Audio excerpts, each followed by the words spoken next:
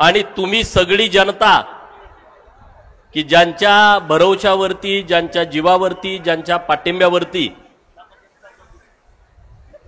Bharatiya Janata party महायुतीचे उमेदवार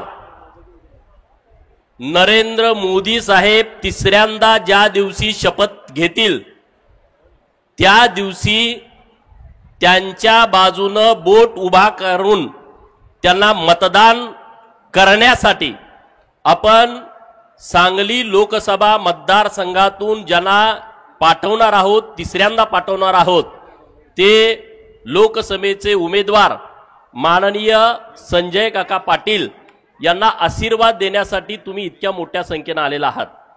मी भारतीय जनता पार्टीच्या वतीने, महायुतीच्या वतीने तुम्हा सर्वांचं मनपूर्वक स्वागत करतो, तुमचा आभार व्यक्त करतो की आता राज्यामध्ये निवडणूक जोरात सुरू आहे, महायुती विरुद्ध महाविकास आघाडी, आणि आता महाविकास आघाडीचा रडारडीचा धंदा जोरात सुरू आहे।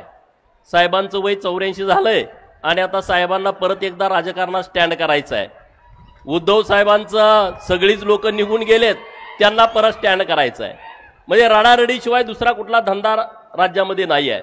पण मित्रांनो, हा विषय आपण नीटपणे समजून घेतला पाहिजे की नरेंद्र मोदी साहेबांच्या सोबत आपण का?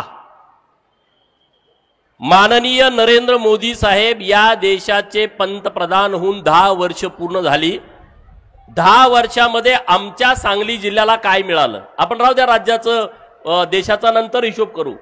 आपल्या सांगली जिल्ह्याला या महायुतीच्या काळात काय मिळालं? तर 2 महत्त्वाचे विषय आहेत। एक, पायाभूत सुविधा मिळाल्या आणि दुसरा, पिण्याच्या पाण्याचा आणि शेतीच्या पाण्याचा मोठा प्रश्न हा केंद्र सरकार आणि राज्य सरकारच्या माध्यमातून मिटवला। म्हैसाळ असेल, ताकारी असेल, टेंबू योजना असेल, या योजनाच्या माध्यमातून मोठा निधी केंद्र सरकार आणि राज्य सरकारच्या माध्यमातून आपल्याला मिळाला। त्यामुळं आपल्या शेताच्या बांधावरती बऱ्याच ठिकाणी पाणी आलं, काही ठिकाणी पाणी येणं बाकी आहे, तर त्याच्यासाठीचा पण निधी राज्य सरकारने उपलब्ध करून दिलेला आहे। आणि त्यामुळं आपण सगळेजण मोदी साहेबांच्या पाठीमागे उभा राहिलं पाहिजे। मोदी साहेबांच्यासाठी ही निवडणूक अत्यंत महत्त्वाची आहे। काँग्रेसवाले हे बाकीचे सगळे लोक, त्यांनी जी इंडिया आघाडी स्थापन केली, त्या इंडिया आघाडीचा सुद्धा व्यवस्थितपणे मेळ लागला नाही। त्यांच्यामध्ये सुद्धा मोठी फाटाफूट झाली। ममता बाहेर पडल्या, केजरीवाल बाहेर पडले, हळूहळू एक एक एक एक माणूस त्या आघाडीतून बाहेर पडला।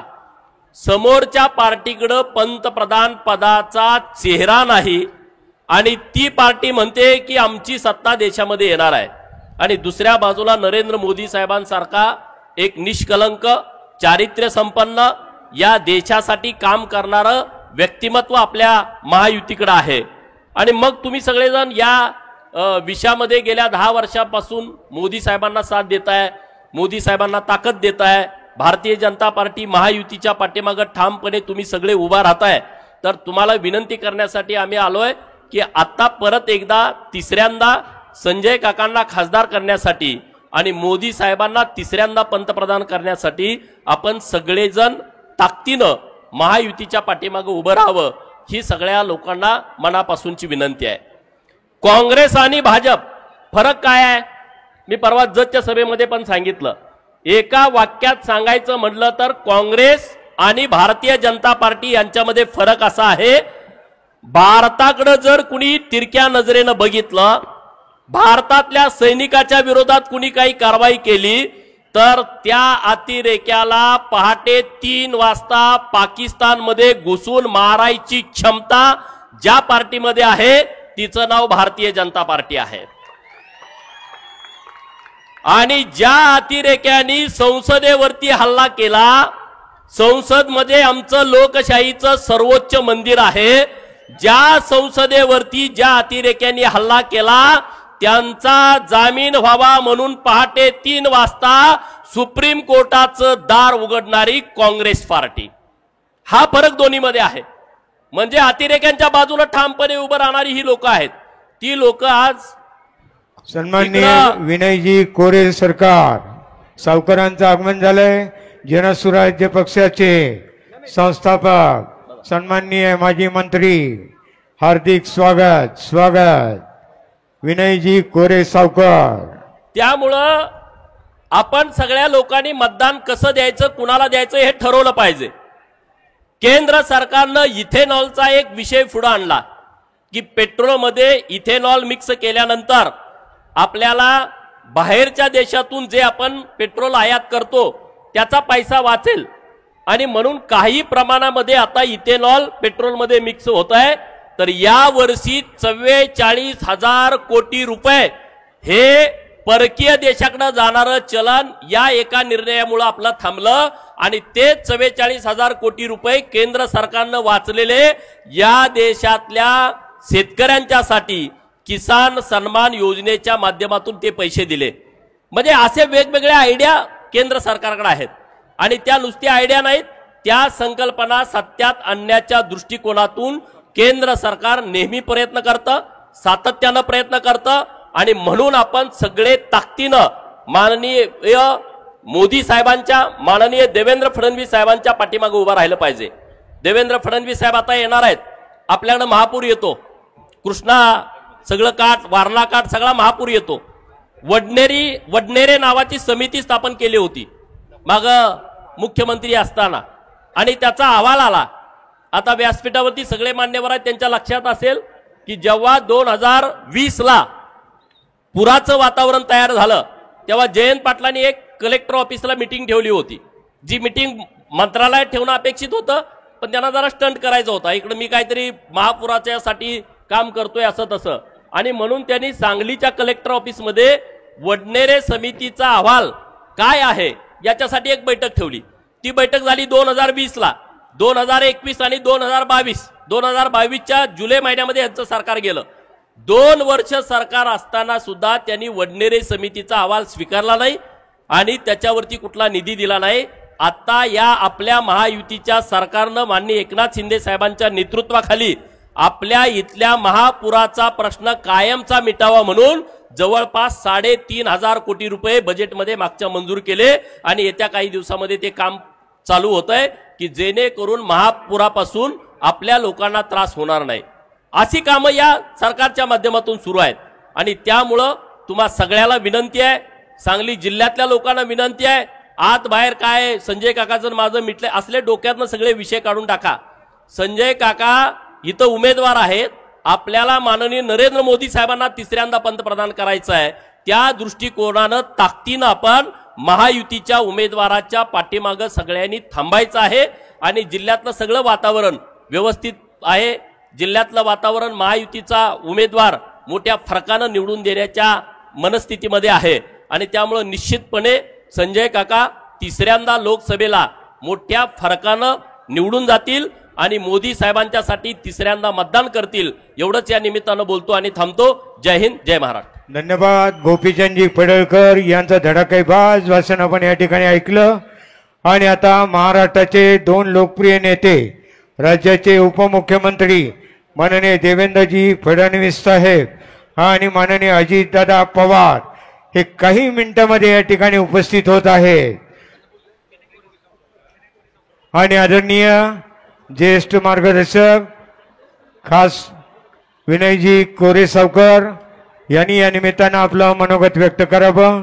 जनसुराज्य पक्षाचे खास या ठिकाणी उपस्थित आहेत आणि प्रदेश युवाचे पण समित कदम उपस्थित झालेले आहेत, त्यांचे स्वागत आहे। सन्माननीय प्रचंड संख्येनं मान्यवर नेते आज या भव्य मंचावरती ऐतिहासिक स्टेशन चौकामध्ये खास या ठिकाणी शुभारंभाची सभा होते, प्रचाराचा शुभारंभ होतोय। माननीय संजय काका पाटील, एकच ध्येय, एकच निर्धार, एकच विचार, महाविजयाचा निर्धार असा भव्य निर्धार करण्यासाठी आणि संजय काका यांच्या प्रचाराचा भव्य शुभारंभ करण्यासाठी मान्यवर नेत्यांची मांदी आळी खास सांगली नगरीमध्ये आज या ठिकाणी उपस्थित आहेत। अनेक मान्यवर आहेत, सुमनताई खाडेवहिनी याही खास या ठिकाणी उपस्थित झाले आहेत। आमच्या महिला आघाडीच्या सर्व नेत्या,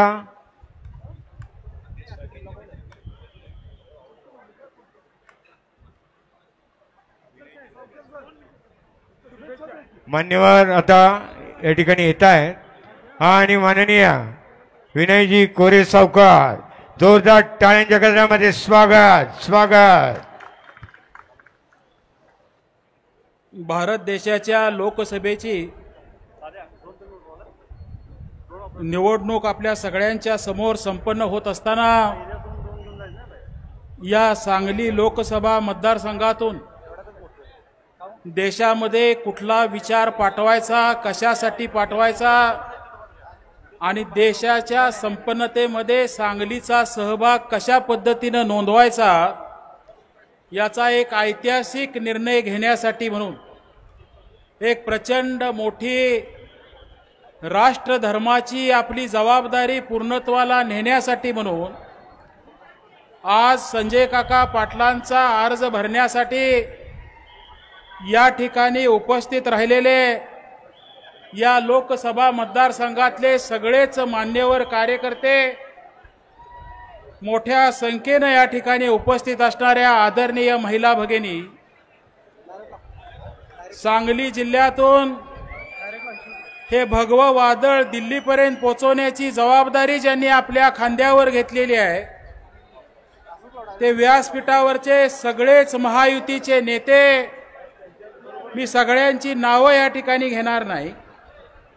आपल्या सगळ्यांना संबोधित करण्यासाठी आणि आपली जबाबदारी आपल्या सगळ्यांच्यावर सोपवण्यासाठी या ठिकाणी उपस्थित होणारे आपले नेते आदरणीय देवेंद्रजी फडणवीस साहेब, आदरणीय अजितदादा पवार साहेब, खरं तर या दोघाही नेत्यांची वाट आपण अनेक काळ या ठिकाणी बघतोय.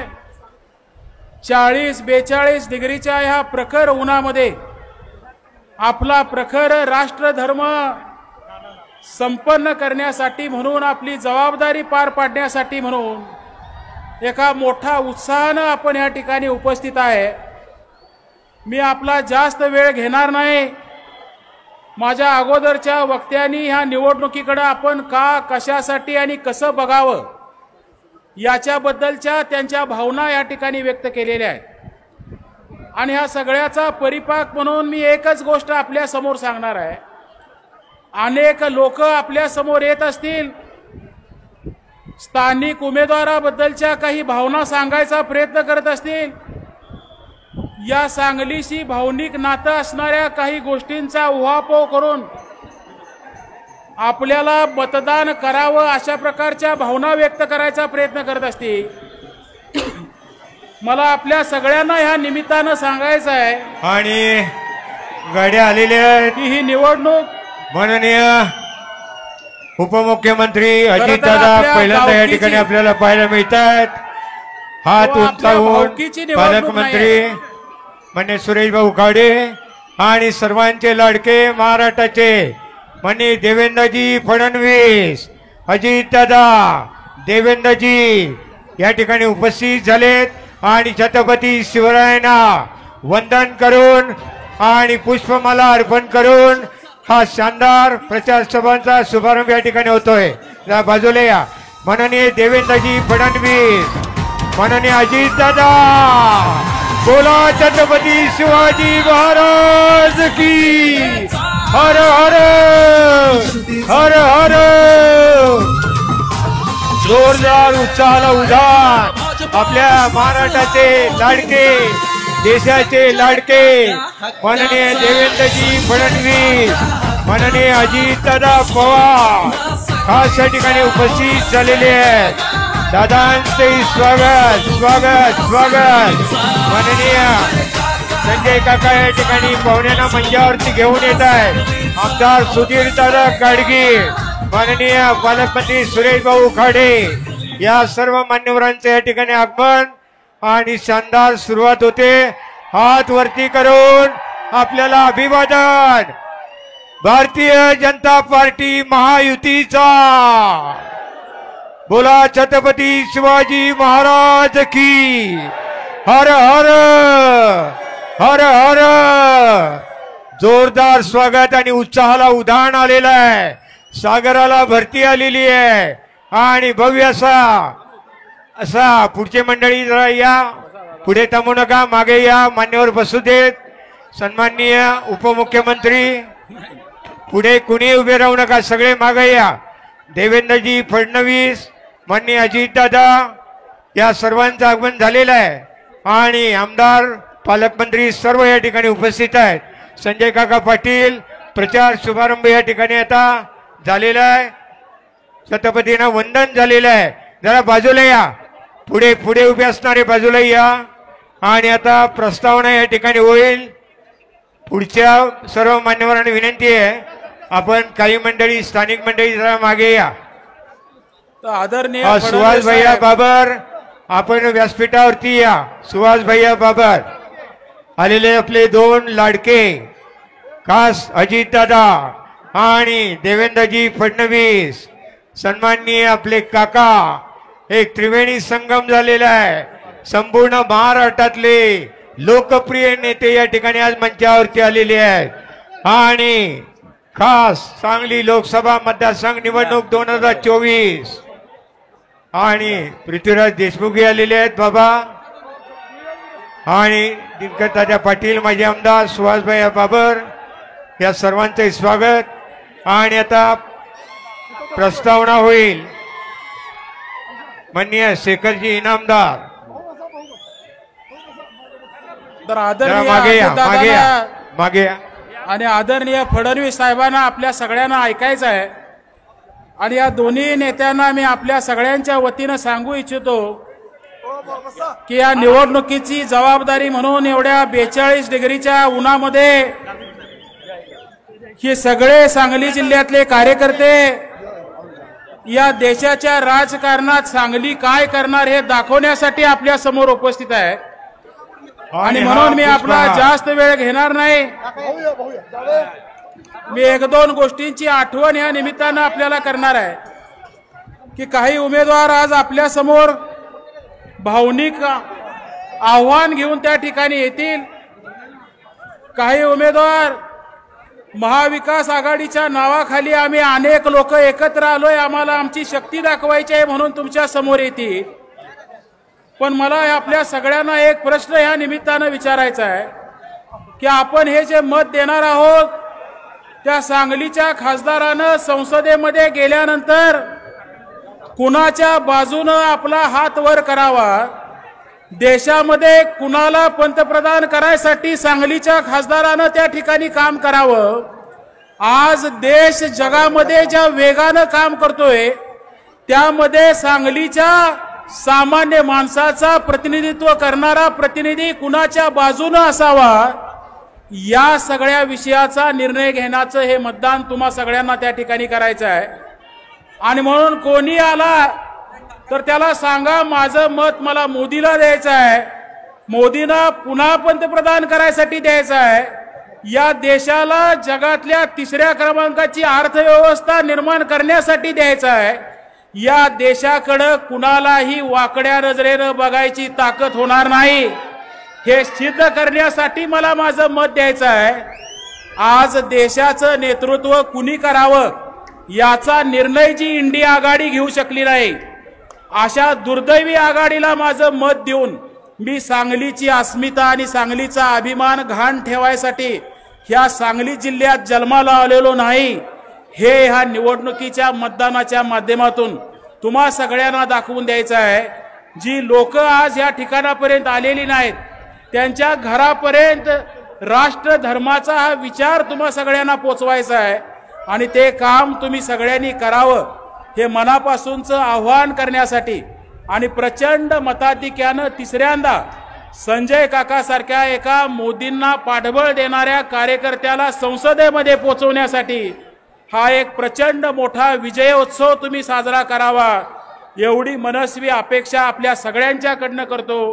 या प्रमुख वक्त्यांचं भाषण आपल्याला ऐकायचं असल्यामुळं माझा आणि माझ्या सगळ्या जनसुराज्य शक्ती पक्षाच्या सहकार्यांचं मनापासूनचं पाठबळ या ठिकाणी व्यक्त करतो आणि मी माझं मनोगत संपवतो. धन्यवाद. विनयजी कोरे सावकरनी आपल्या शुभेच्छा दिल्या आहेत आणि आता स्वागत करतील शहर जिल्हा भाजपाचे अध्यक्ष प्रकाश मामा ढंग.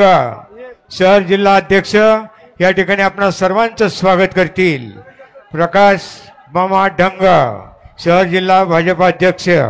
आज या ठिकाणी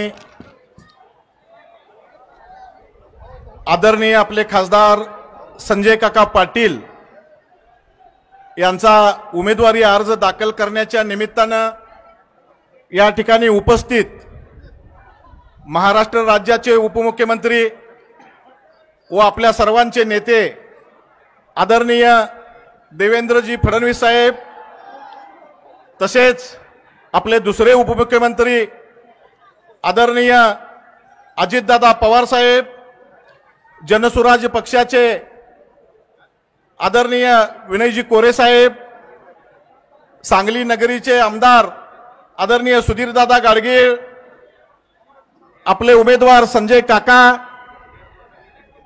आपल्या सांगलीचे पालकमंत्री आदरणीय सुरेश भाऊ खाडे, आदरणीय गोपीचंद पळकर साहेब आमदार, सर्वच महायुतीचे व्यासपीठावरील सर्व नेते यांचं मी गणरायाच्या सांगली नगरीमध्ये स्वागत करतो. सकाळपासून उन्हातानात पूर्ण जिल्ह्यातून आलेले आमचे सर्व भारतीय जनता पार्टी आणि महायुतीवर प्रेम करणारे सर्व उपस्थित बंधू आणि भगिनींनो, आपलंही या ठिकाणी मी स्वागत करतो. या निमित्तानं मी आपल्याला एकच सांगतो, येणाऱ्या 7 तारखेला आदरणीय संजय काकांना आपण या ठिकाणी निवडून द्यायचं आहे. यानंतर तिसऱ्यांदा परत मोदी साहेबांना आपण पंतप्रधान करण्यासाठी तिसऱ्यांदा काकांनाही खासदार करायचं आहे. मी शहर जिल्ह्याच्या वतीनं साहेब आपल्याला ग्वाही देतो की सांगली लोकसभा मतदारसंघातून काकांना गेल्या 2 निवडणुकीपेक्षा जास्त उच्चांकी मतदान देऊन आम्ही या ठिकाणी निवडून देण्याचा निर्धार भारतीय जनता पार्टी व महायुतीच्या सर्व नेत्यांनी या ठिकाणी केलेला आहे. आज या ठिकाणी मी आपल्या सर्वांचं स्वागत करतो आणि आदरणीय आपल्या सर्व नेत्यांचं आपल्याला मनोगत ऐकायचं आहे. त्या ठिकाणी मी आपल्या विश्रांती घेतो, थांबतो. जय हिंद, जय महाराष्ट्र. धन्यवाद. शहर जिल्हा भाजपचे अध्यक्ष प्रकाश मामा डंग यांनी स्वागत केलेलं आहे. आणि आता सन्माननीय पृथ्वीराज बाबा देशमुख आपल्या जिल्ह्याचे भाजपचे लोकप्रिय नेते. एक विनंती आहे, महिलांना जरा पुढे बसायला जागा द्यावी. थोडी जागा उपलब्ध करून द्या. आता उन्हाचा ताव कमी होतोय, प्रचंड जनसागर लोटलेला आहे. आज या ठिकाणी संजय काकांच्या प्रचाराच्या निमित्तानं या ठिकाणी उपस्थित असणारे राज्याचे उपमुख्यमंत्री, आमचे मार्गदर्शक नेते आदरणीय देवेंद्र भाऊ, राज्याचे उपमुख्यमंत्री आदरणीय अजितदादा, त्याचप्रमाणे पालकमंत्री खाडे साहेब, या ठिकाणी उपस्थित असणारे सुधीर दादा आणि संपूर्ण व्यासपीठ. आज या ठिकाणी लोकसभेची निवडणूक होते.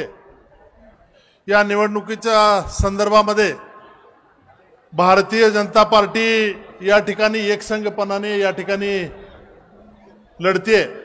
त्याचप्रमाणे आमचे जे मित्र पक्ष आहेत ते शिवसेना, एकनाथ शिंदे गट, अजितदादांचा राष्ट्रवादी काँग्रेस पक्ष आणि RPI, सगळे पक्ष एकत्रितरित्या चांगल्या पद्धतीने या ठिकाणी प्रचार करतायत आणि 100% आम्ही या जिल्ह्यामध्ये चांगल्या मताधिक्यानं आमचे उमेदवार विजय होतील, एवढंच या निमित्ताने सांगतो आणि माझे 4 शब्द संपवतो. जय हिंद, जय महाराष्ट्र. धन्यवाद बाबा, आपल्या शुभेच्छा आणि आशीर्वाद दिले. आणि आता सांगली लोकसभा मतदारसंघ निवडणुकीतील भारतीय जनता पार्टी आणि महायुतीचे लोकप्रिय धडाडीचे कर्तव्यदक्ष एक मराठमोळा महाराष्ट्राचा लाडका उमेदवार माननीय संजय काका पाटील यांच्या प्रचारानिमित्त आपण या ठिकाणी आहोत. आणि आता आपल्या समोर येत आहेत स्वतः काका, माननीय संजय काका. संजय काकांचा विजय असो, संजय काकांचा विजय असो, महायुतीचा विजय असो. प्रचंड उत्साहाला उधाण आलेलं आहे, सागराला भरती आली आहे. या अर्ज भरायच्या सभेसाठी उपस्थित असलेले राज्याचे उपमुख्यमंत्री आदरणीय देवेंद्रजी फडणवीस साहेब, राज्याचे दुसरे उपमुख्यमंत्री आदरणीय अजितदादा, व्यासपीठावर उपस्थित असलेले पालकमंत्री, आमदार, माजी आमदार, जिल्हाध्यक्ष, सगळ्या घटक पक्षांचे सगळे प्रमुख नेते मंडळी, संपूर्ण व्यासपीठ आणि उपस्थित असलेल्या सगळे माझे वडीलधारी मंडळी, माता भगिनी आणि माझ्या तरुण मित्रांनो, साहेब 2चं टायमिंग दिलं होतं. जरा आता शांत बसून घ्या. एवढं झालं की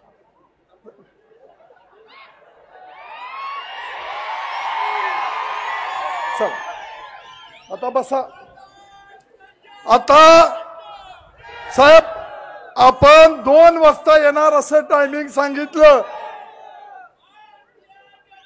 आपण या ठिकाणी 2 वाजल्यापासून या ठिकाणी उभा राहिलेला आहात.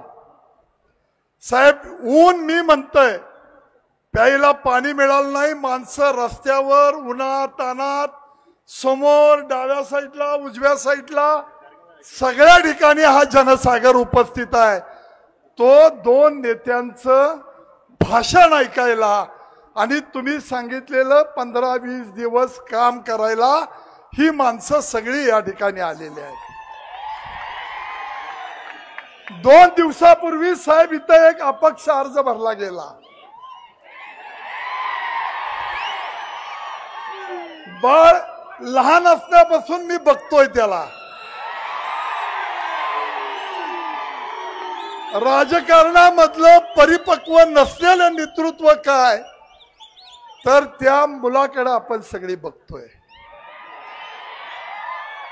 त्यांनी मोठ्या मोठ्या घोषणा केल्या, वल्गना केल्या, कुठंतरी 10-20 पोरांना कारखान्याचीच एखादी बॉटल आणून आरडायला वरडायला लावलं. साहेब एवढी जिगरबाज आणि एवढी धाडशी माणसं परमेश्वरानं माझ्या पाठीशी उभा केलेत. आयुष्यामधला कसलाही प्रसंग जीवाची बाजी लावून ही माणसं माझ्या बरोबर राहिलेली आहेत. माझ्या वडिलांनी महाराष्ट्रात पहिल्यांदा फायरिंग केलं, एन्काउंटर केलं. त्या डोंब्यांच्या चितेवर मला संपवण्याच्या शपथा घेतल्या होत्या. त्यावेळी मी 8वीला होतो. साहेब मी त्यावेळी 15 वर्षाचा होतो, तरी माझं काही त्यामध्ये बिघडू शकलं नाही. आज तर या माणसांची शक्ती आहे, एवढे मोठे आशीर्वाद आहेत आणि तुम्हा नेत्या मंडळींची माझ्यावर खऱ्या अर्थानं प्रेम करून कृपा आहे. मला कसलीही राजकीय जीवनामध्ये काळजी नाही. पहिल्यांदा 8-10 दिवस साहेब या ठिकाणी वातावरण तापत नव्हतं. माणसांना वाटायचं आमचा पैलवान तसा गरीब आहे, पण आपली इलेक्शन अगदी सोपी आहे, त्यामुळे माणसं म्हणली जरा शिस्तीत करूया. 2 दिवसापूर्वी अर्ज भरला आणि साहेब मिनिटाला फोन वाजायला लागले. माणसं म्हणली अर्ज कधी भरणार आहे सांगा, आम्ही आमच्या पैशाने गाड्या घेऊन येतो आणि आपल्याला आपली शक्ती दाखवायची आहे. साहेब या ठिकाणी तुम्ही मला 10 वर्ष या जनतेच्या आशीर्वादानं लोकसभेमध्ये काम करण्याची संधी मिळाली. मी मोदी साहेबांचा एक सैनिक म्हणून या ठिकाणी काम करतोय, त्या परिवारातला एक घटक म्हणून काम करतोय. आज महायुती आपली या ठिकाणी आहे. सगळ्या पक्षांचे प्रमुख, मग ती राष्ट्रवादी असेल दादांची, ती शिवसेना असेल, 11 आपले घटक पक्ष असतील, त्या सगळ्यांची शक्ती माझ्या आज पाठीशी उभा राहिलेली आहे. आज साहेब या ठिकाणी आपणाला मोठं मताधिक्य मिळण्यासाठी, विजयाची हॅट्रिक करण्यासाठी या माणसांनी आयुष्यातले 15-20 दिवस मला देण्याचं ठरवलंय. द्यायचं ठरवलंय का नाही, हात वर करून एकदा सांगा.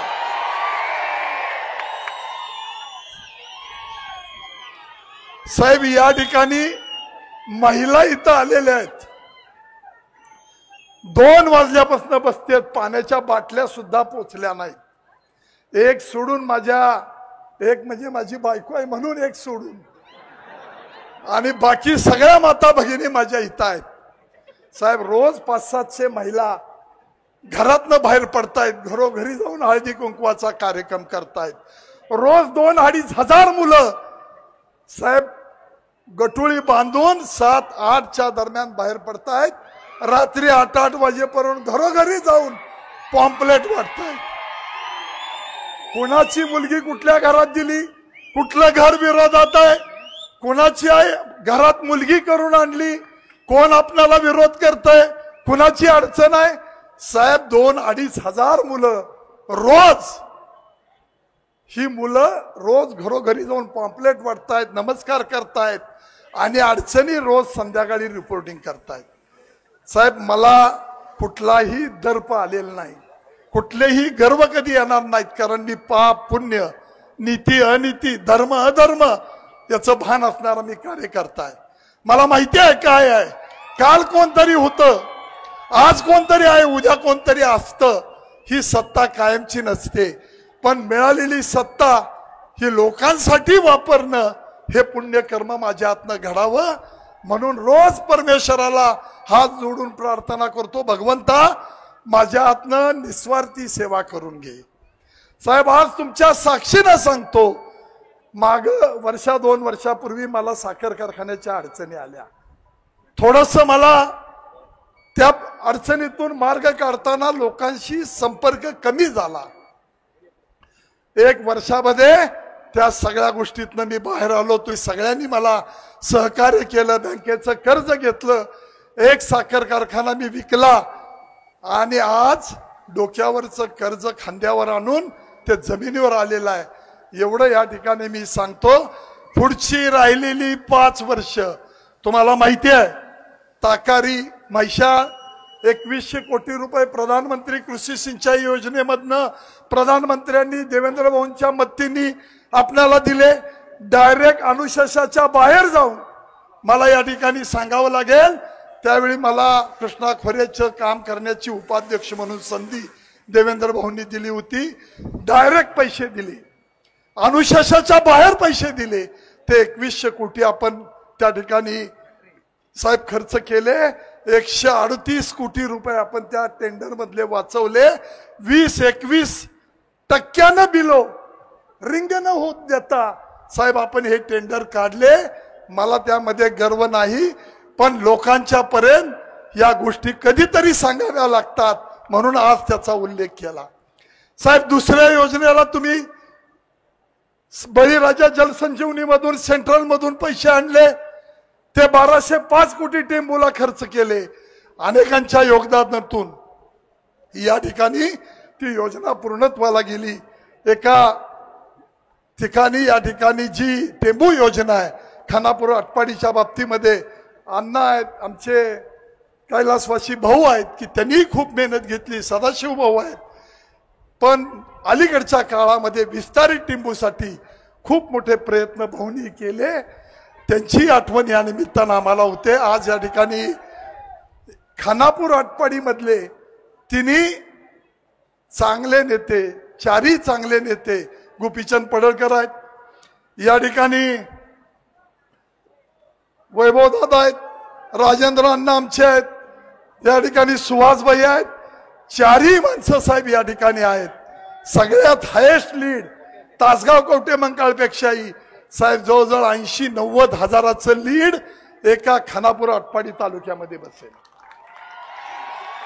राजकारणामध्ये मला फार टीका टिप्पणी करायची नाही, पण साहेब या पाण्याच्या प्रश्नामध्ये, रस्त्याच्या प्रश्नामध्ये खूप मला काम करता आलं. 2 गोष्टी माझ्या राहिलेल्या आहेत. या ठिकाणी दोन्ही नेते आहेत, देवेंद्र भाऊ आणि अजितदादा. माझं ड्रायपोर्टचं काम आपल्याला तत्वतः मंजुरी मिळालेली आहे. कलेक्टरांच्याकडून MIDCला जागा वर्ग झाली की त्याची तत्वतः दिलेली मान्यता. या ठिकाणी एक MMLP मल्टीमीडिया लॉजिस्टिक पार्क हे सलगरेच्या ठिकाणी आपल्याला करता येईल. जो बेंगलोर पुणे बेंगलोर हायवे आहे त्याच्या लागून आहे. आणि दुसरं आपल्याला साहेब या ठिकाणी उडान 2 मधून या ठिकाणी ज्योतिरादित्य सिंधिया यांनी आपल्याला तत्वता मान्यता दिलेली आहे. आपल्याला गव्हर्नमेंटची जागा 300-350 एकर या ठिकाणी दिली तर उडान 2 मधून कृषी याच्या खाली आपल्याला एक एअरपोर्ट या ठिकाणी व्हावं, विमानतळ व्हावं, एवढ्या 2 मागण्या आहेत. मी अधिक आपला वेळ घेणार नाही, पण एवढा विश्वास देतो की साहेब या लोकांचं प्रेम, या लोकांची शक्ती जोपर्यंत माझ्या पाठीशी आहे तोपर्यंत माझ्यातून या जनतेची कधी प्रतारणा होणार नाही हा विश्वास देतो. तुम्हाला झालेल्या त्रासाबद्दल क्षमा मागतो. उन्हा तानाचं इतक्या ह्याच्यात तुम्ही सगळी या ठिकाणी जमलात. पुन्हा एकदा तुमची या ठिकाणी सगळ्यांची या ठिकाणी जरा दिलगिरी व्यक्त करतो, गैरसोय झाली आणि पुन्हा एकदा 15-20 दिवस राहिलेले तुम्ही द्या. मोठ्या मताधिक्यानं आपल्याला हा विजय प्राप्त करायचा आहे. तेवढं तुम्ही सगळ्यांनी ताकदीनिशी काम करूया, ते काम करावंशी विनंती करतो आणि या ठिकाणी थांबतो. जय हिंद, जय महाराष्ट्र. धन्यवाद काका. हजारोंनी आपल्याला आशीर्वाद दिले. आणि आता 1-2 मिनिटं या ठिकाणी पालकमंत्री, सांगली जिल्ह्याचे आणि महाराष्ट्राचे कामगार मंत्री माननीय नामदार डॉक्टर सुरेश भाऊ खाडे. आज काकांच्या फॉर्म भरणे आणि जाहीर सभा असं भव्य दिव्य इथं आयोजन केलेलं आहे.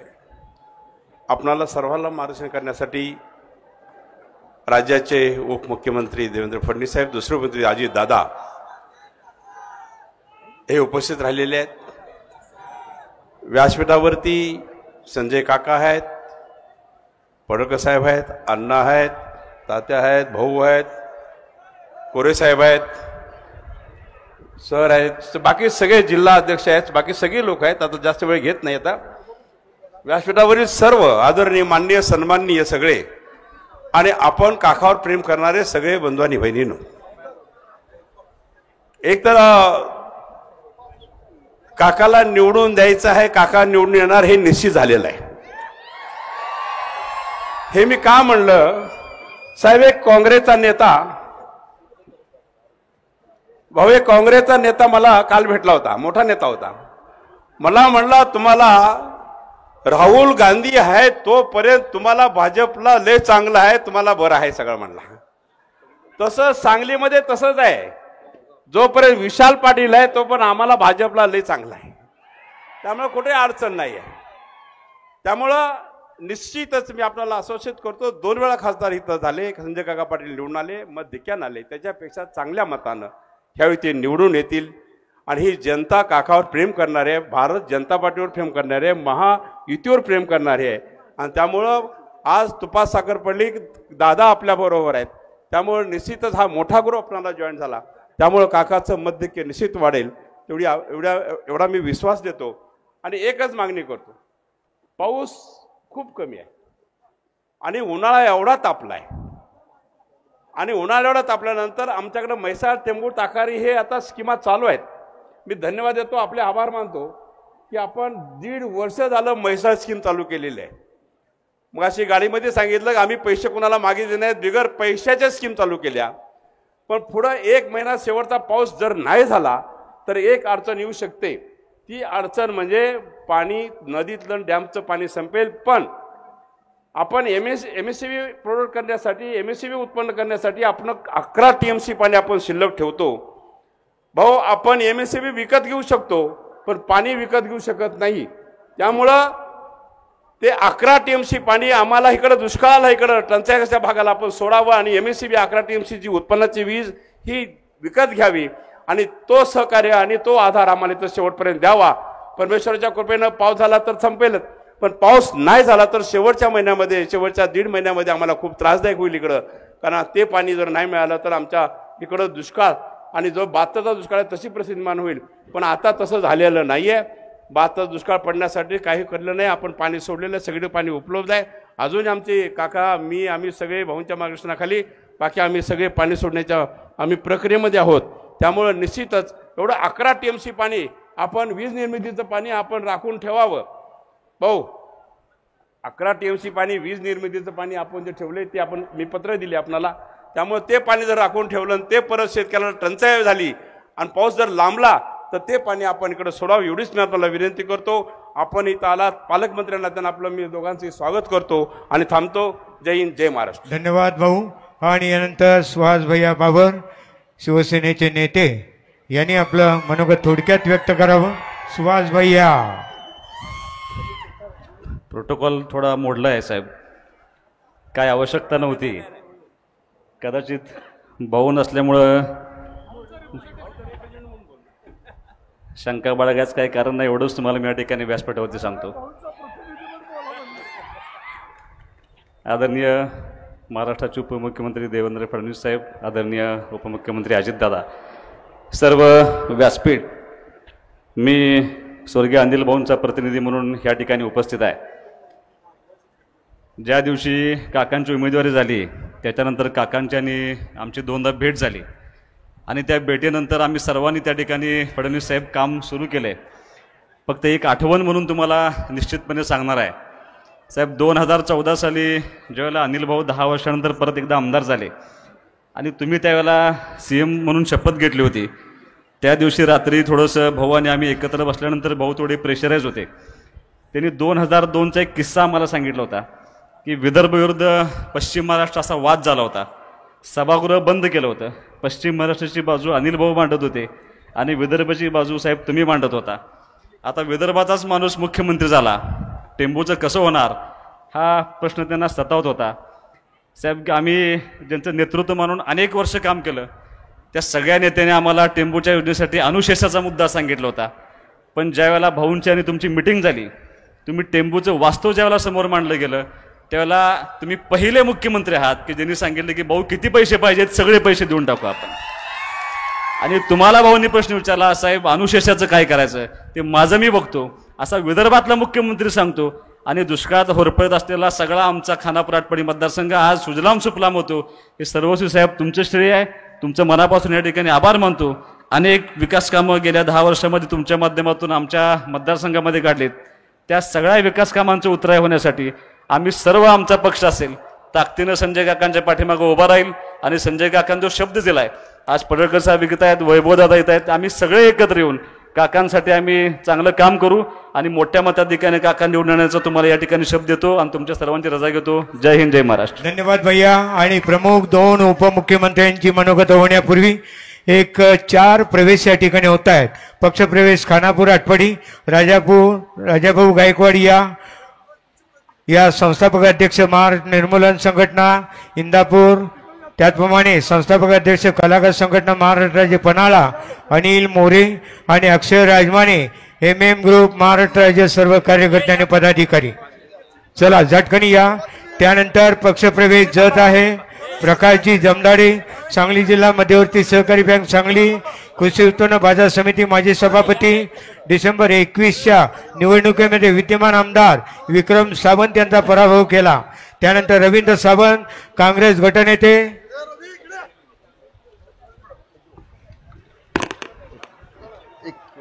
त्याचबरोबर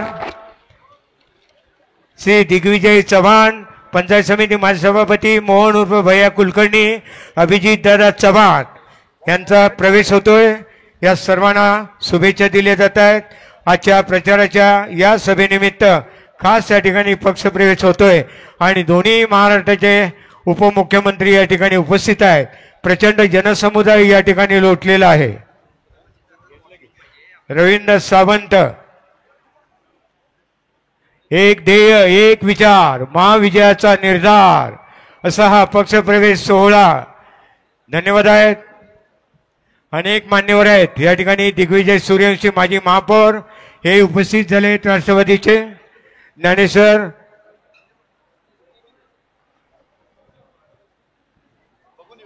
आलेल्या सर्वांचं स्वागत आहे.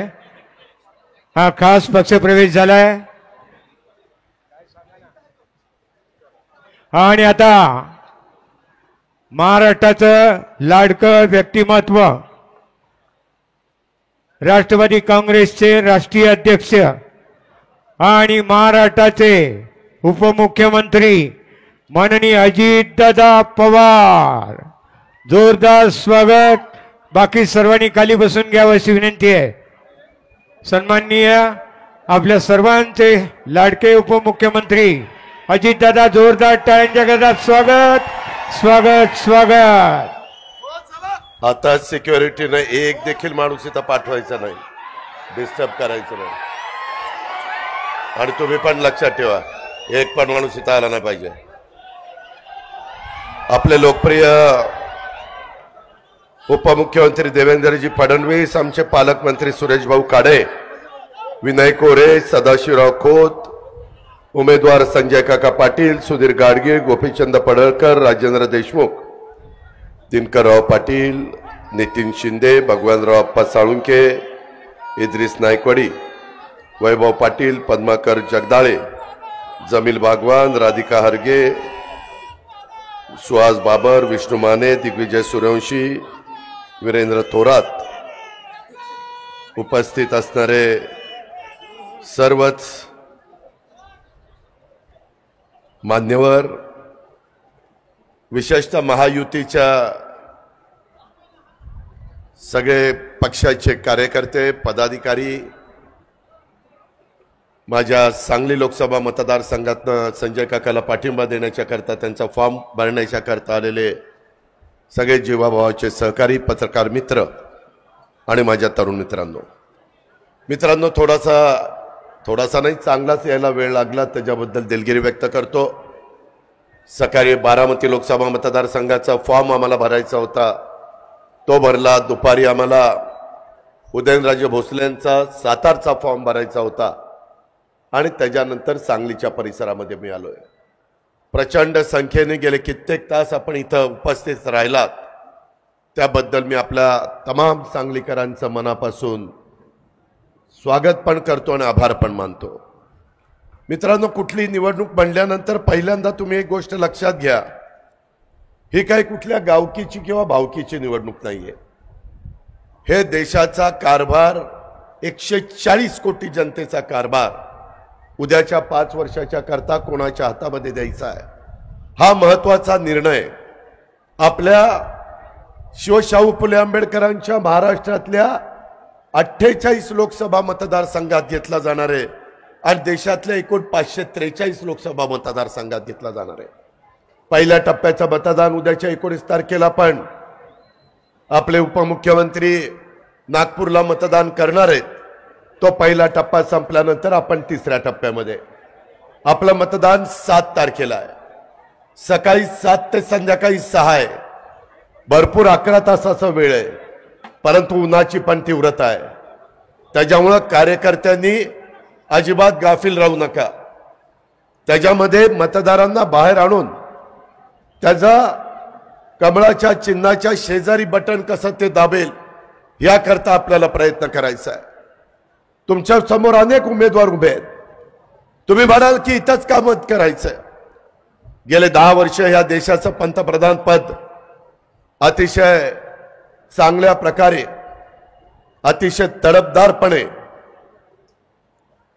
अतिशय चांगल्या प्रकारचं व्हिजन ठेवून स्वतः पंतप्रधान नरेंद्र मोदी साहेबांनी सांभाळलेलं आहे. फक्त भारत देशातले मतदार किंवा जनता त्यांच्यावर खुश नाही. परदेशामध्ये कुठल्याही देशात गेले तर प्रचंड उत्साहाने त्यांचं स्वागत केले जातं. जगाच्या पाठीवर मोदी साहेब पंतप्रधान झाल्यापासून तुमच्या माझ्या देशाची शान वाढलेली आहे. देशाकडे बघण्याचा दृष्टिकोन जगातल्या सर्व देशांचा बदललेला आहे. मगाशी सांगितलं तसं आपण जगात 5व्या क्रमांकावर अर्थव्यवस्थेच्या बाबतीमध्ये, आपल्याला आता 3ऱ्या क्रमांकावर जायचं आहे. शेवटी तुमचा माझा सगळ्यांचा संबंध आपण खासदार आमदार कशा करता निवडून देतो की त्यांच्याकडनं, खासदाराच्याकडनं केंद्राचा मोठ्या प्रमाणावर निधी आला पाहिजे, आमदाराकडनं राज्याचा मोठ्या प्रमाणावर निधी आला पाहिजे, त्या मतदारसंघाचा सर्वांगीण विकास झाला पाहिजे. आज आपला एकेकाळी तुमचा माझा जत असेल, तासगाव असेल, कवठे मंकाळ असेल, पलूस कडेगाव असेल, आटपाडी खानापूर असेल, सगळे दुष्काळी भाग. वर्षानुवर्ष कुसळाशिवाय काही उगवत नव्हतं, परंतु तिथं टेंबू ताकारी म्हैसाळ हे पाणी फिरलं आणि त्याच्यातनं संपूर्ण चित्र बदलायला सुरुवात झाली. परंतु काही गोष्टी राहिल्या, त्या पूर्ण करण्याच्या करता संजय काकांनी जीवाचं रान केलं. बाकीचे सगळे कार्यकर्ते झटत होते, महायुतीचं सगळे आमचे घटक झटत होते. मित्रांनो, त्याच्यामध्ये खानापूर, तासगाव, कवठेमंकाळ, आटपाडी, खटाव, मान, जत, सांगोला ह्या सगळ्याचे मिळून 109 गावं आपण त्याच्यामध्ये ऍड केली. 1,00,000 एकराला पाणी त्या ठिकाणी आपण देतोय. 8 TMC पाणी आपण त्या ठिकाणी देतोय. एवढं मोठं काम आज आपल्या शेतकऱ्यांच्या करता, समाजाच्या करता करतोय.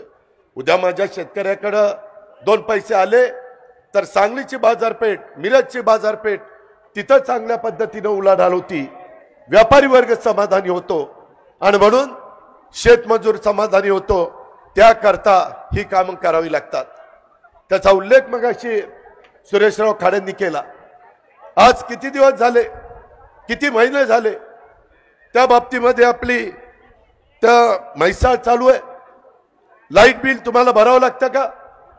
टंचाईचं निमित्त करून आम्ही लाईट बिल भरतो. माझ्या शेतकऱ्याला त्रास होऊ नये. आता तर एकनाथराव शिंदे, देवेंद्र फडणवीस, मी आणि आमचं असणारं मंत्रिमंडळ आम्ही आता एक निर्णय घेतला की टप्प्याटप्प्याने टेंबू, ताकारी, म्हैसाळ, पुरंदर, जनाई, शिरसाई, विष्णुपुरी, माझं तिकडचं असणारं जिहे काठापूर, तारळी ह्या सगळ्या योजना आम्ही सूर्यावर सोलर पॅनल बसून त्या ठिकाणी चालणार आहे.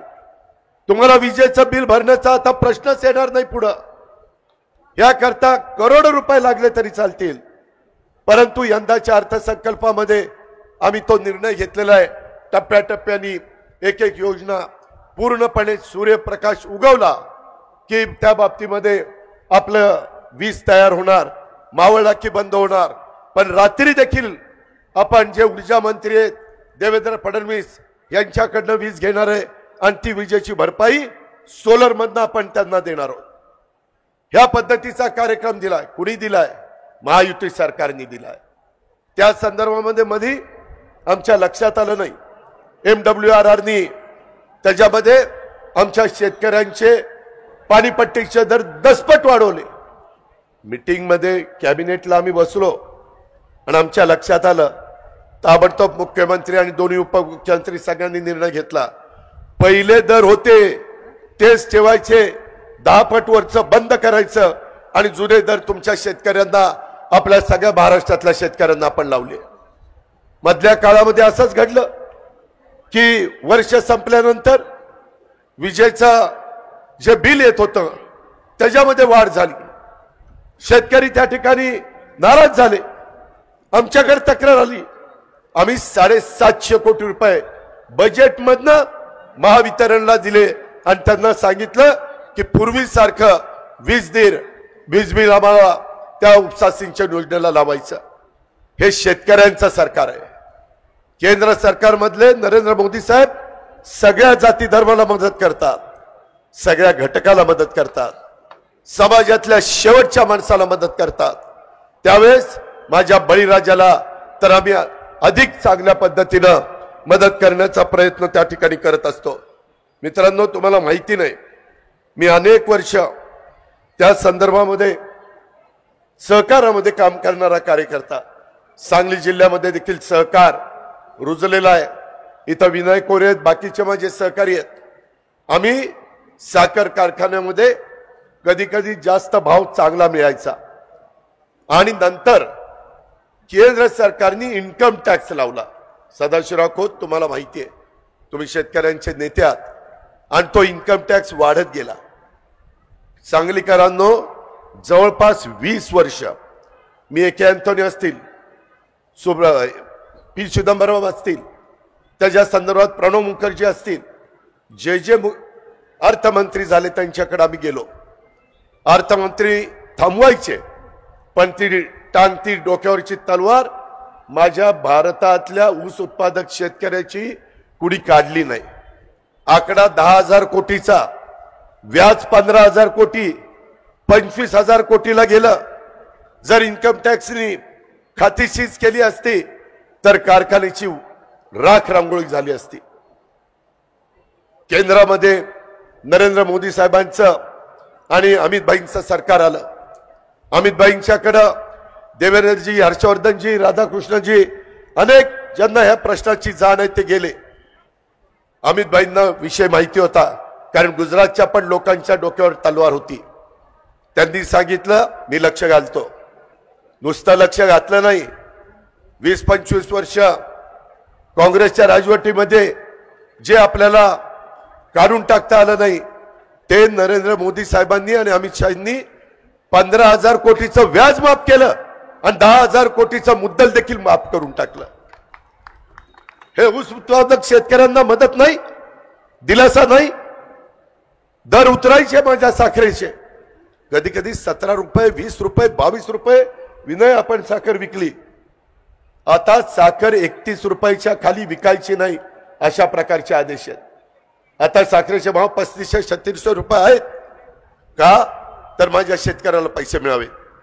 मित्रांनो, त्याच्यामध्ये पुन्हा अमित भाईंच्या कानावर घातलं की अमित भाई आता हे टॅक्स माफ झाला, तुम्ही निर्णय घेतला, आमचं भलं झालं, परंतु इथून पुढं FRP पेक्षा जास्त दर जर कुठल्या कारखान्यांनी दिला तर वरचे पैसे इन्कम टॅक्स त्याला लागणार.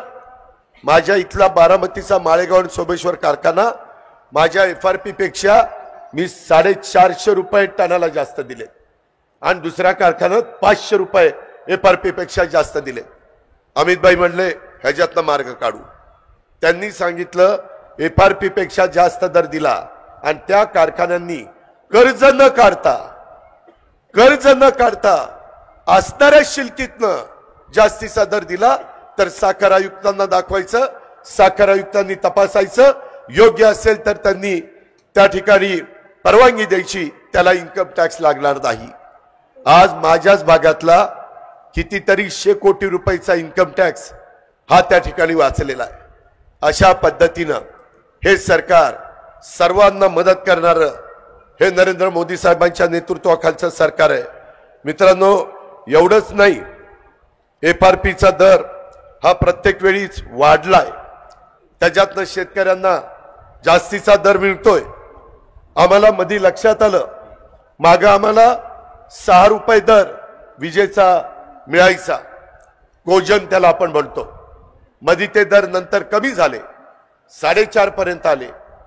आम्ही सगळेजण, एकनाथराव शिंदे, देवेंद्रजी, आम्ही बसलो, कॅबिनेटमध्ये चर्चा केली आणि मी म्हणालो की जरा यंदा ज्यूस टू इथेनॉलचे काही प्रश्न निर्माण झाले, साखर माझ्या भारतातल्या लोकांना पुरली पाहिजे, त्याकरता काही मदत झाली पाहिजे आणि काही 100 कोटी रुपयाचा भार राज्य सरकारने उचलला आणि 1.5 रुपये अनुदान यंदाच्या वर्षी, यंदाच्या सीझनला कोजनला द्यायचा निर्णय झाला.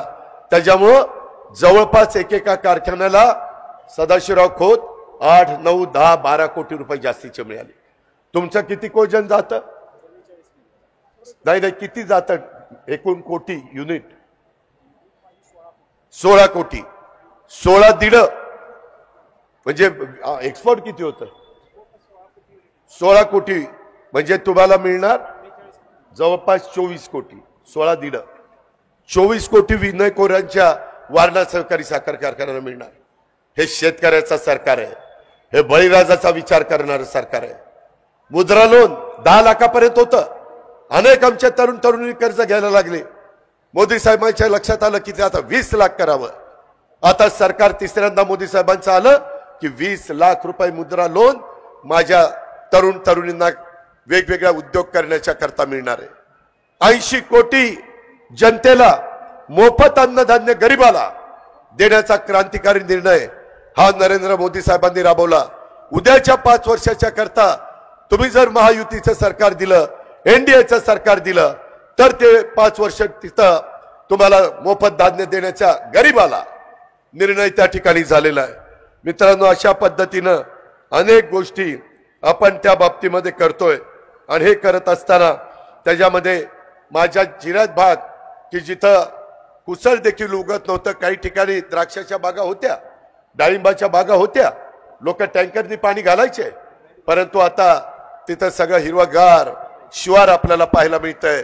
उद्याही 1,00,000 एकरावर पुन्हा पाणी देण्याचा आमचा सगळ्यांचा मानस आहे. त्याकरताच संजय काकाच्या कमळाच्या चिन्हाच्या शेजारचं बटन दाबायचंय. समोरचे लोक काही करू शकत नाही. खिचडी झालेली आहे. तुम्हाला सांगतो, मागे देखील असंच जनता पक्ष निघालेला होता. कुणी पंतप्रधान व्हायचं, 1 वर्ष 2 वर्ष 6 महिने 4 महिने अशा पद्धतीची सरकार टिकली. 140 कोटीचा कारभार 5 वर्षाच्या करता स्थिर सरकार पाहिजे. म्हणून माझी विनंती आहे, गाव पातळीवरच्या, तालुका पातळीवरच्या, ग्रामपंचायत, जिल्हा परिषद, तालुका पंचायत, नगरपालिका, महानगरपालिकेच्या किंवा साखर कारखाने, खरेदी विक्री संघ, मार्केट कमिटी, दूध संघ या निवडणुकीमध्ये काही झालं असेल, भांड्याला भांडं लागलं असेल, आपण एकमेकाच्या विरोधामध्ये लढलो असो, परंतु आता देश डोळ्यासमोर आणायचा आहे, भारत डोळ्यासमोर आणायचा आहे. आणि भारताकरता, या देशाच्या 140 कोटी जनतेच्या करता आपण महायुतीचे उमेदवार ज्या ज्या भागामध्ये उभे आहेत त्यांना निवडून द्यायचं आहे. जसा ऊसाचा धंदा माझ्या या भागामध्ये महत्वाचा आहे, तसा दुधाचा धंदा. आम्हाला खासदार आमदार सांगायला लागले, दर कमी झाले. आम्ही एकत्र बसलो, लिटरला 5 रुपये अनुदान. सदाशिवराव, तुमची पण मागणी होती, आमची महायुतीच्या सगळ्या घटक पक्षांची मागणी होती. आज आम्ही 5 रुपये जास्त देतोय. का तर माझ्या दूध उत्पादक शेतकऱ्याला परवडावं, त्याला त्या ठिकाणी अडचण येऊ नये. ह्या पद्धतीचा कारभार आज देश पातळीवर पण चाललेला आहे, राज्य पातळीवर पण चाललेला आहे. परंतु त्याच्याकरता उद्याच्या 7 तारखेला तुमच्या पवित्र मताची गरज आम्हाला पाहिजे, संजय काकाला पाहिजे. त्याच्यामध्ये त्यांच्या कमळ चिन्हाच्या शेजारचं बटन दाबायचं आहे.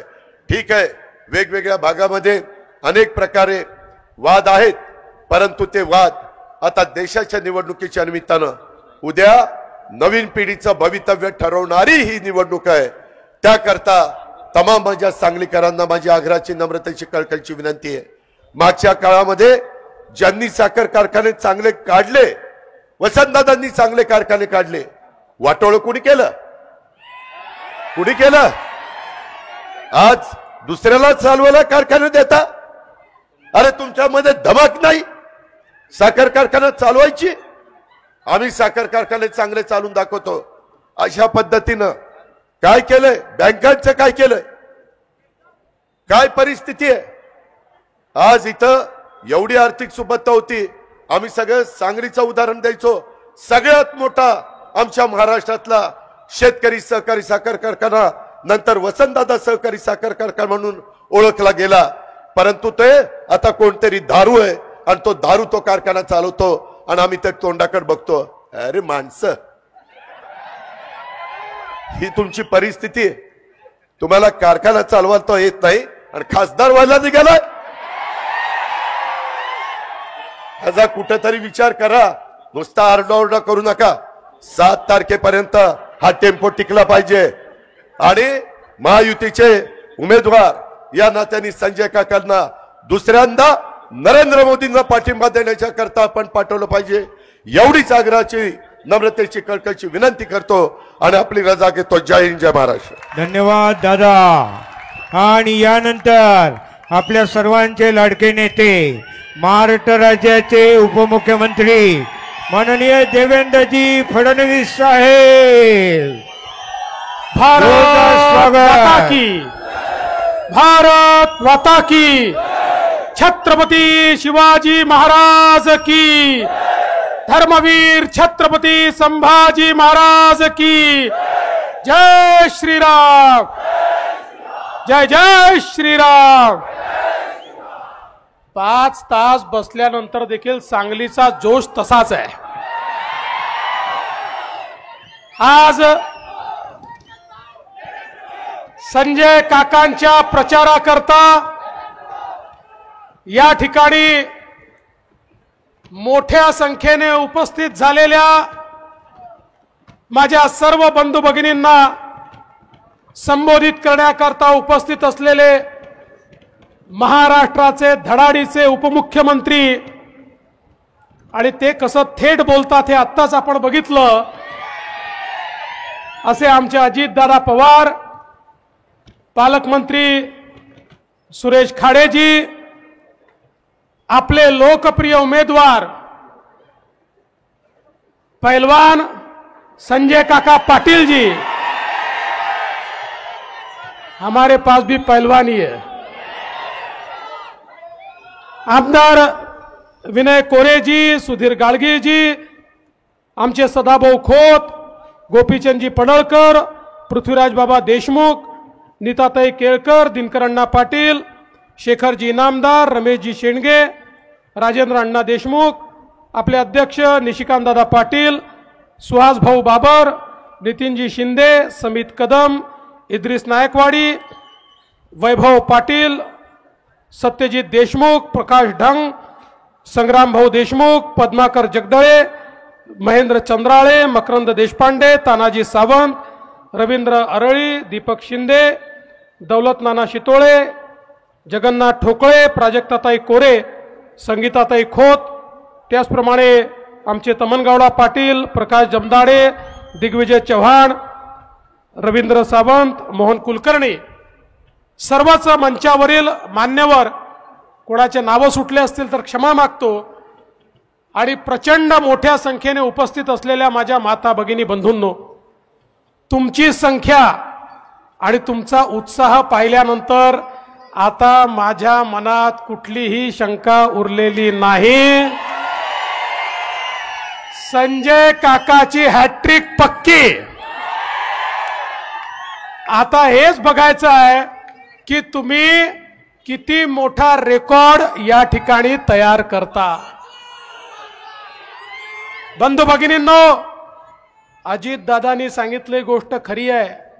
ही निवडणूक ग्रामपंचायतची, जिल्हा परिषदची, महानगरपालिकेची नाही आहे, देशाचा नेता निवडण्याची निवडणूक आहे. 5 वर्ष पुढचे कोणाच्या हातात भारत देश द्यायचा त्याची ही निवडणूक आहे. आणि 2च पर्याय आहेत. एकीकडे देश गौरव विकास पुरुष माननीय नरेंद्र मोदीजी आहेत. मोदीजींच्या नेतृत्वामध्ये एनडीए आणि महायुती आहे, भाजप आहे, राष्ट्रवादी आहे, शिवसेना आहे, आमचा या ठिकाणी वेगवेगळे सगळे जे आपले घटक पक्ष आहेत, रिपाई असेल, आमच्या विनय कोरे साहेबांचा पक्ष असेल, आमच्या दौलत नानांचा पक्ष असेल, असे सगळे पक्ष, सदाभाऊंचा आमची रयत आघाडी असेल, सगळे पक्ष मिळून एक मोठी आघाडी आपण तयार केली आहे. आणि दुसरीकडे राहुल गांधींच्या नेतृत्वात 26 पक्ष एकत्रित आले आहेत. पण यातले फरक काय आहे? फरक असा आहे, आपली विकासाची गाडी आहे.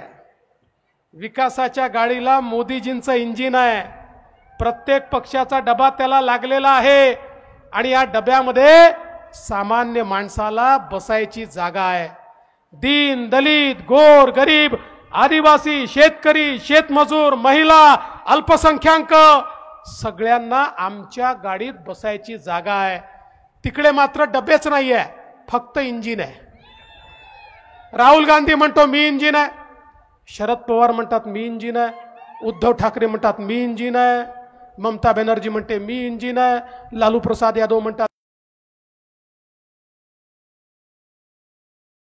मी इंजिन आहे, स्टॅलिन म्हणतो मी इंजिन आहे. तिकडे सगळे इंजिनच आहे. बंधू भगिनींनो, इंजिन मध्ये बसायला कोणाला जागा असते का? जनता बसू शकते का? इंजिन मध्ये फक्त ड्रायव्हर बसू शकतो, फार तर त्याचा परिवार बसू शकतो.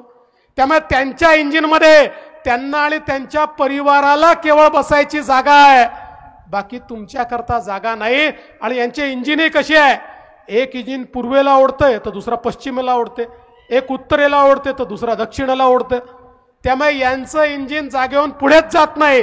ते हलतही नाही, ते डुलतही नाही, ते चालतही नाही, ठप्प पडलेलं इंजिन आहे. त्यामुळे संजय काका मोदीजींच्या इंजिन सोबत डबा घेऊन सांगलीकरांना त्या डब्यामध्ये बसवून विकासाकडे घेऊन चालले आहेत। सांगलीकरांनो, तुमचा आशीर्वाद हा केवळ आणि केवळ काकांच्या पाठीशी या ठिकाणी आपल्याला ठेवायचा आहे।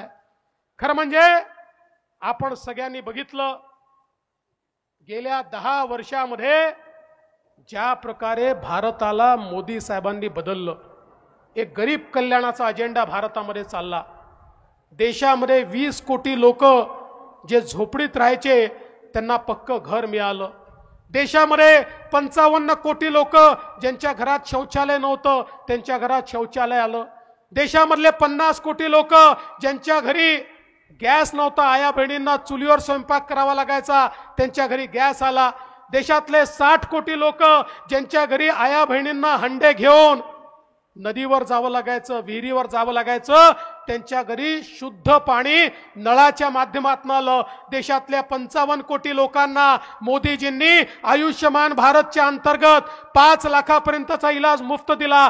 देशातल्या 80 कोटी लोकांना 2020 सालापासून मोदीजींनी रेशन मोफत दिलं आणि पुढचे 5 वर्ष अजून रेशन मोफत द्यायचा निर्णय हा त्या ठिकाणी घेतला। समाजातल्या प्रत्येक वर्गाला विकासाकडे नेण्याचं काम मोदीजींनी केलं। आमच्या महिलांकरता 80 लाख बचत गट तयार केले, 8 लाख कोटी रुपये त्याला दिले आणि आता मोदीजींनी सांगितलं आमच्या बचत गटांनी केलेल्या वस्तूंच्या विक्री करता रेल्वे स्टेशन असेल, बस स्टेशन असेल, सरकारी जागा असतील, सगळ्या जागा या महिला बचत गटांच्या वस्तूच्या विक्री करता उपलब्ध करून देण्यात येतील। महिलांना अधिकारिता देण्याचं काम मोदीजींनी केलं। आणि माता भगिनींनो, आता या ठिकाणी या मंचावर पुरुष मंडळी जास्त दिसतायत, पुरुषांचं जास्त काळ चालणार नाहीये। मोदीजींनी ठरवलंय 2026 नंतर देशाच्या लोकसभेमध्ये आणि विधानसभेमध्ये 33% महिला येणार आहेत। त्यामुळे या मंचावर 50% तुम्हाला बसवावं लागेल, अर्ध्या खुर्च्या आम्हाला खाली कराव्या लागतील, कारण मोदीजींनी सांगितलं महिलांशिवाय देश चालू शकत नाही। जोपर्यंत महिलांना पायावर उभं करत नाही तोपर्यंत देश चालू शकत नाही, हे मोदीजींनी या ठिकाणी सांगितलं। मुद्रा सारखी योजना आणली, 10 लाखापर्यंतचं लोन बिना तारण बिना गॅरेंटर। पूर्वी बँकेत गेलं तर बेरोजगारांना विचारायचे तारण ठेवायला घर किंवा जमीन आहे का? सरकारी तुमचा कोणी अधिकारी नोकर हा नातेवाईक आहे का? त्याची गॅरंटी असेल तर लोन मिळेल। मोदीजींनी 55 कोटी लोकांना 10 लाखापर्यंतचं मुद्राचं लोन बिना तारण आणि बिना गॅरंटर दिलं आणि यामध्ये 30 कोटीपेक्षा जास्त महिला आहेत ज्यांना आपल्या पायावर मोदीजींनी उभं केलंय। आणि आता तर मोदीजींनी सांगितलं पुढच्या काळामध्ये 10 लाखाचं लोन 20 लाख करण्यात येणार आहे आणि आमच्या तरुणाईला मोठ्या प्रमाणात त्या ठिकाणी काम मिळणार आहे। बंधू भगिनींनो, अनुसूचित जाती करता स्टँड अप सारखी योजना आणली। अनुसूचित जातीमध्ये उद्योजक तयार झाले पाहिजे म्हणून मोदीजींनी त्या ठिकाणी मोठ्या प्रमाणात बँकांना सांगितलं प्रत्येक बँकेच्या प्रत्येक ब्रँचला अनुसूचित जातीच्या तरुणाला लोन द्यावं लागेल, नाहीतर बँकेचं लायसन्स रद्द होईल। आज अनेक आमचे अनुसूचित जातीचे आमचे तरुण हे उद्योजक त्या ठिकाणी झाले। आमच्या आदिवासी समाजाकरता 24,000 कोटी रुपयाची योजना आणली। आमच्या 12 बलुतेदारांकरता 30,000 कोटी रुपयाची योजना मोदीजींनी आणली आणि पारंपरिक जो व्यवसाय आहे हा व्यवसाय वाढवता आला पाहिजे, त्या व्यवसायामध्ये आधुनिकता आणली पाहिजे, त्याच्यामध्ये आपल्याला कॅपिटल इन्व्हेस्टमेंट करता आली पाहिजे। म्हणून त्या ठिकाणी 12 बलुतेदारांचा विचार करणारे सगळ्यात पहिले प्रधानमंत्री कोणी असतील तर ते आपले नरेंद्र मोदीजी आहेत। आज समाजातल्या प्रत्येक घटकाला या ठिकाणी मोदीजींनी मदत केली। आमच्या शेतकऱ्यांकरता शेतकरी सन्मान निधी सुरू केला, आमच्या शेतकऱ्यांकरता नॅनो युरिया सारखी योजना सुरू केली, आमच्या शेतकऱ्यांकरता पीक विम्यासारखी योजना सुरू केली आणि ऊसाच्या शेतकऱ्याला काय काय दिलं हे तर दादांनी आता आपल्याला सांगितलं। खरं म्हणजे ऊस कारखानदारी आज जिवंत राहिली ती केवळ आणि केवळ मोदीजींच्या धोरणांमुळे। जे लोक वर्षानुवर्ष म्हणायचे मोदींना उसातलं काय कळतं ते आता तोंडात बोट घालतात की मोदीजींनी असे निर्णय कसे घेतले की ज्यातनं आमच्या शेतकऱ्याला FRP मिळाली आणि कारखाने देखील त्या ठिकाणी जिवंत राहिले। बंधू भगिनींनो, मोदीजींनी अनेक निर्णय या ठिकाणी केले आणि पुढच्या काळामध्ये आता तर प्रधानमंत्री